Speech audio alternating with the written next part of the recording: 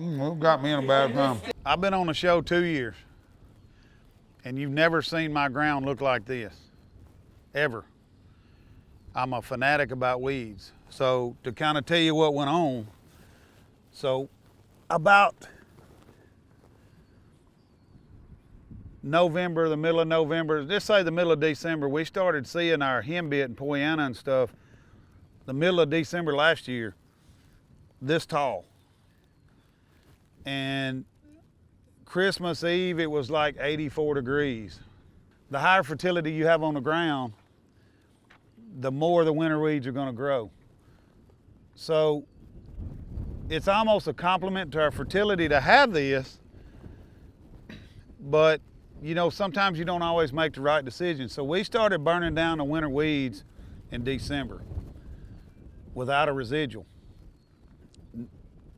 The last 20 years, we burn it down in January, February. It's crispy when we plant, it's crispy when we work, if we have to till any. You know, this was tilled last fall, one shot with a level bander. So Roundup went from $12 to $60, and of course all the other chemicals followed that. So we thought, okay, it's not gonna be that bad, we're gonna make this work. Well, you see what I'm planting in now. Now, is this a disadvantage? If all this dies, it's not a disadvantage. We probably saved a little money. If we were in a drought situation, all these winter weeds would be taking moisture from the soil. So this could have got us in a situation to where we run out of moisture. We're on our 12th planting day. We normally start planting corn about March the 5th, and up until this year, beans around March the 25th. Today's what, April the 22nd? So what, 45 days or so? We've had 12 days of planting, 12 days that we've actually planted. So we're behind the 8 ball everywhere we're looking, and this is what we ended up with. What I probably should have done looking back maybe, and we'll know next year, is maybe sprayed another burn down here, but you're talking about an extra $20 an acre, that because of the price of chemicals. Not only the price of chemicals, we can't get all the chemicals we need. I'm waiting on cottonseed today. I may make the weekend with the seed I've got, but I've had seed ordered in December that they saying maybe in the middle of next week. So do I shut my planters down, or what other option do I have? That's some of the things we're facing. I did a blog for Successful Farming today, and you know, I started it out with stressful and hectic because that's the way this year's been. Not just with the weeds not dying. When you get weeds, when it's 84 degrees in December and you're loaded with fertility, you've got the perfect medium for winter. This is just like a soybean. I mean, he's gonna grow just like a soybean will if he's got the nutrients. So now once we burn this back down, these nutrients will go back in the soil. Theoretically, that's what they're supposed to do, but I mean, you can see out here what I'm fighting. Even you see the ryegrass, that's even a bigger problem. Where the Delta was having to worry about pigweeds, and Perry's still having, you know, not just Perry, I'm still worrying about pigweeds, but Rob and I were talking the other day, and the Italian ryegrass has took pigweeds' place. So y'all know how bad pigweeds are in the Delta. Add one in there that's worse. I mean, you can see over here, this is an airstrip, and what it's doing is coming off the ditch banks and flooding. If you notice over on the other field, on the lower ends, it's solid on the lower ends. What that is the Italian ryegrass are on the ditch banks, and we get these big rains and it floods the lower ends. Well, that's where the ryegrass seed is. But you know, this has just really been a different year. When we're on our 12th day of planting out of 45 days, this is the kind of stuff you're gonna deal with. I'll be interested to sit back down in this same spot in June or July and let y'all look, because I think it will look totally different. I think it'll look like what I want my stuff to look like. But today, I'm pretty disgusted with my scenario. Could I have this weed free if I would have made some different decisions and paid twice as much for the chemicals? Probably so. So hopefully it's not a mistake that's going to cost me yield. Y'all may have got a little footage of my corn. You know, I'm kind of, to justify this or make myself sleep an extra hour at night instead of 5, I'm sleeping 6, is, you know, a lot of people plant into a green cover crop. I've never done that. I plant into a burnt down cover crop, but I'm trying to tell myself in my mind that I'm planting into a green cover crop. So maybe that justifies a little of it. Maybe we figure out that you know, I've been really questioning different researchers on our biggest weed, and you don't see it out here, right here, but it's Pollyanna and henbit. What's the difference in Pollyanna and henbit solid on your beds as a cover crop as planting vetch or wheat or, you know, some other cover crop? You know, the only difference I can see is it's free and we don't have to pay for it. And with our fertility, we get a lot of it. So, you know, I'm toying with the fact that, is this not as good as a cover crop? Now you see some bare spots out here, but this has been burnt down. One time, this was burnt down in December and it just didn't hold. And we've had massive amounts of rains. They're still showing us in a drought. That's what I don't understand. They're showing on the drought monitor that we're in a drought area and we've had 12 days and 45 days to plant. So, you know, I don't see that. Maybe 6 foot deep we are, maybe through the computer models we are, but man, we've been lucky. We're gonna run out of ground to plant today. When I asked y'all to come, said we had 2 to 3 days to plant. You know, if it had been dry, that's what we had, 2 to 3 days, and that was what, Seth, a week ago? Yeah. You know, that I told you that, and we're gonna run out of dry ground today and have to wait until tomorrow at noon to be able to do any more. So this is what we're dealing with. I know I'm kind of whining about it just because I'm not used to it, but maybe in the long run it's going to be good. That's really all I had to say, I guess, unless there's something y'all can think of that I'm missing. I had rather plant in the wrong conditions in April as plant in the right conditions in May, because I can struggle around, especially with the data we've seen now where you can get full yield potential out of 80,000 seeds. We plant 140, so if we can get that full yield potential, I'm going to chance it every day. You know, my goal is to have my soybeans planted by the end of April, and we're at that now. We're in the moisture for the most part, but see, you know, I talked about this last year. You see what the wind's doing right now. Well, that seed, we're barely closing the gap. There's one that's not closed. So there's one that's not closed. You know, this is in this rough terrain. But if you plant them deeper and it rains, you can kiss them goodbye. If you plant them shallow like what I'm doing here, pretty much, 3/4 of a joint, that's where I'm planting all my seed, is 3/4 of a joint. I hadn't changed my planter all year. If you plant them like this and we get a bunch of 10 to 20 mile an hour winds and we don't get any moisture, that's going to dry out. It's not going to come up. If you plant it a joint and a half deep in the moisture and we get a rain, it's for sure not going to come up. You know, that's what I tell Lane all the time, and I think y'all filmed me on it last year, is this is the most hectic time that we have, because knowing what to do, because you're guessing against the weather. So what I do is I'm going to plant shallow as long as I'm still in April. And when I start getting into May, middle May, then I'm going to start planting for the moisture, because you get less chance of rains by May here. April, if we don't get a rain to bring these beans up, even though I've got some of them exposed and some of them shallow, then we're in way worse shape than, this will be least of my concern. I'll be laying polypipe. We're always 2 weeks from a drought in the Delta. So we can have 6 inches of rain in a day, which we'll get a lot, 6 inches. And then 2 weeks from then, you're laying polypipe trying to keep things alive. So, and it's just because of the thinness of our soil. I mean, what's your opinion, Rob? On? Singulation. You know, I mean, it's an added bonus, in my opinion. Well, that, you know, if we can singulate them, and I think we'll see that in a little while, we've done a good job of that this year, and I think that's going to allow these beans to bush out and to branch out even more. But I can't singulate them.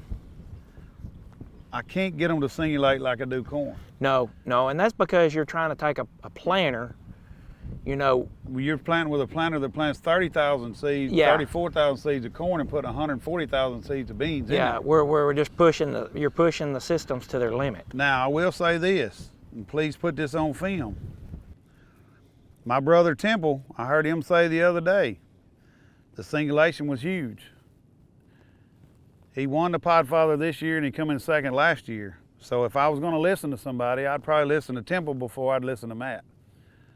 Because the proof's in the pudding, and he's had some big yields, and singulation's a big deal to him. And like Rob said, to me, perfect singulation in a soybean crop is like having icing on a good cake. You can eat the cake without the icing in it, but it's a lot better if you have it. Does it directly correlate to yield? I have not seen that, but like I said, Temple, it's a pretty big deal to Temple, and Temple's a hell of a soybean farmer. So I'm definitely not going to argue with him, and I think even Corey and Perry, you know, it's important to them. And I'm not saying it's not important to me. I'm saying that I can't get my beans to singulate like corn, so I just do the best I can. Even with some of the precision planters that we have, I can't get them to do exactly what they do in corn because they're just having to try to put too many seeds out there. Maybe if I go to, and we're going to do this year, and with only having 12 planting days, I wasn't able to pull my single row corn planter. So I bought a single row corn planter with all the bells and whistles on it to singulate the corn better. Chad Henderson, you know, he and I go through my corn program all the time because I struggle with corn, you know, with some of the guys I hang out with. And, you know, Chad told me I was losing probably 5 bushels or better just on my singulation with these old 2011 model planters we were using. So we bit the bullet this year and bought a precision, a planter that's completely precision. I mean, you know, it's got all the downforce, all the electric meters, the belts. Did everything we're supposed to do there. Looks like it's working. I planned on planting some single row beans with it where I could try to get perfect singulation, but I had to change that planter over to cotton, and I don't like but 2 days of bean planting, so it just didn't work out this year. So I think the one thing to note is, like with Temple and those guys who are planting their beans on these 15s, is even us planting, if we plant single row, we're planting 140,000 in a line, and that's really hard to singulate. When we go to twin row, we're planting 70 in a line. That's better. But when they go to 15, they're planting less than 70 in a line. So it's, I hadn't thought about it. you know, the when you go to a 10-inch drill, you know, but even if we could 10-inch plant, is that, you know, the data says at 15 is the sweet spot.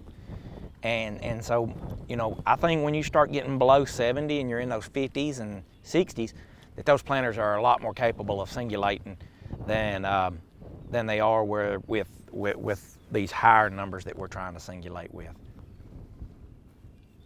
That makes sense, the difference in the row spacing. Twin rows on the heavier CEC soils are a must. And what we're doing is mimicking a 30-inch. So we have 38 inches. You see between here, we have to irrigate this. So we have to have a good clean furrow to irrigate. And I had someone ask me the other day, why don't you use pivot? And this area got away from pivots, and I can show you a yield map with a pivot on it. And the pivot's all yellow. And where we furrow irrigate the corners is all green. It gets so hot and so much humidity here that a pivot can't keep up. I'm sure most people know a good pivot's probably good to have. A raggedy pivot is more work than it's worth. Most of the landowners around here 20 years ago started taking pivots down and precision leveling the land to be able to use it, you know, to furrow irrigate. So we've got to keep this middle open. Can this be done with a 30-inch row?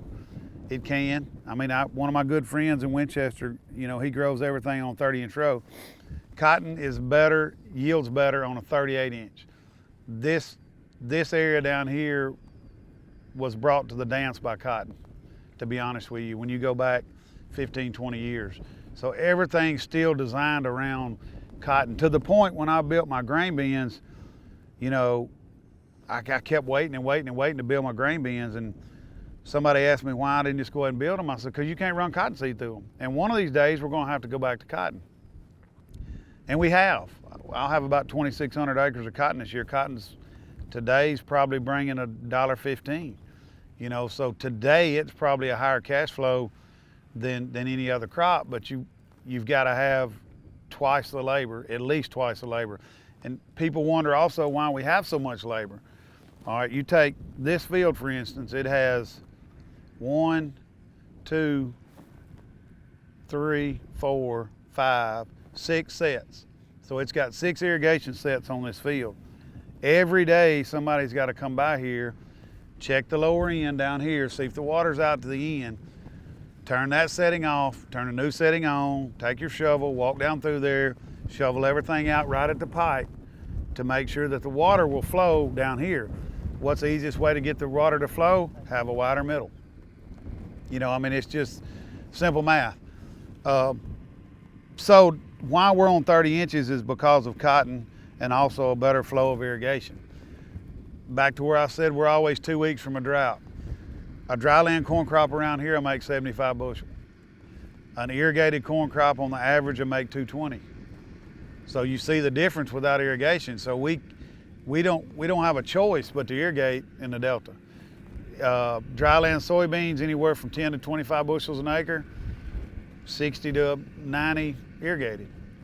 And you've got to do that every 2 weeks that you don't get a rain. So a lot of that's the reasons why we do what we do. Back to why we went to the twin row is this is a 7.5 inch spacing. And so when you figure to do the math on it, it mimics a 30 inch. It's not perfect, but it mimics a 30 inch. I think maybe 20s are better than 30s. You know, maybe someday I can get to that. Another thing, you know, if I could put a third row in here on corn, then I could mimic more of a 20 inch. When you're irrigating this will not soak from here to there. It'll soak from here to the side of this plant and the other side, but it won't get right there. That'll still be dry for the most part. So if you put another row here, it's dry land. I mean, it's really tricky how it works down here, and it's like no other place. Man, if I could run a pull type planter and have flat planting, I don't know. I feel like and I don't want to say that because it sounds. I feel like I was on vacation. I'm gonna go ahead and say that and I think Perry agreed with me. I'm gonna go ahead and say it to Corey and Temple. If I could flat plant like they do with 60-foot planters on flat ground and not have to bed up, I don't know what I'd do with the rest of my time. I'd have to have a side gig. Be sure and print that. Yes, 100%. And remember, I mentioned Corey and Temple. So we need to get Perry to do the same thing. That's right. But no, that's some of the different challenges I guess maybe I haven't explained in the past. Do you I agree with what you agree, said. disagree? You've done a good job. On any of that? You've done a good job. I tell you one thing that's pretty neat. We're sitting there talking about it. So when we were at Hefty's, first time we went to Hefty's, and we said we want to plant twin row, and we did twin row on 30-inch rows. Well, you take a twin row 30, That's a 20. these are simulating, these are 19 apart theoretically. Right. When you drop a twin row 30 down, you get 15s. Yeah. Yep, you're exactly right. When you take that extra 4 out, that 8, you're down to 15s. And we didn't do too bad on them plots. No, we did pretty good. 5 out of 6 years. Yeah. We beat some of the best. I'll have to give most of that credit to Rob though, because I was so busy doing what we got to do down here. Him and Glenn took care of most of that themselves. But yeah, we did pretty good on those, and we did those twin 30s.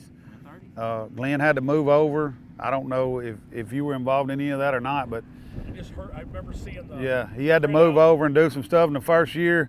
We won it. I think a couple of different contestants went in and done twin row 30s with us. So we like it.